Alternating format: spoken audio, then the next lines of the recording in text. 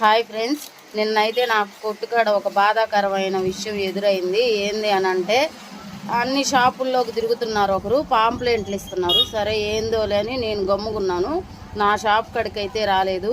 అంటే నా tea shop అని, చిన్న షాప్ అని, గ్లాసులు కడుక్కుంటామనో మరి ఎందుకో ఏమో ఆ పాంప్లెంట్ నాకు ఇవ్వలేదు. నా పక్క షాప్లో ఇచ్చారు, నా ఎదురు షాప్లో ఇచ్చారు, అక్కడ ఇచ్చారు, ఇక్కడ ఇచ్చారు.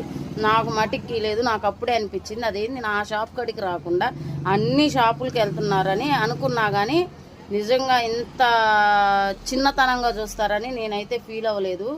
ఎవరో కాదండి, మలబార్ గోల్డ్ అంట. నా చిన్న టీ షాపు చూసి వాళ్ళు నాకు వచ్చి పాంప్లెంట్ ఇవ్వలేదు. అంటే మేము చిన్న షాప్ అయితే బంగారం కొనలేమనా? అంతే కదా, మేము చిన్న షాపు బంగారం కొనలేమని ఈ పాంప్లెంట్ నాకైతే ఇవ్వలేదు. చిన్న షాప్ అయినా పెద్ద షాప్ అయినా ఏదైనా మనుషులమే కదా, అందరినీ ఒకలాగే చూడండి. ఒకవేళ టీ కొట్టు గ్లాసులు గడుక్కుంటారని మరి అంత ఏక్యాలం ఎవ్వరు చేయకండి. చాలా బాధగా ఉంది నాకు ఈ విషయంలో. అయితే మీరేదన్నా తప్పుగా అనుకొని ఉంటే ప్లీజ్ దయచేసి సారీ అండి, తప్పుగా అనుకోవద్దు.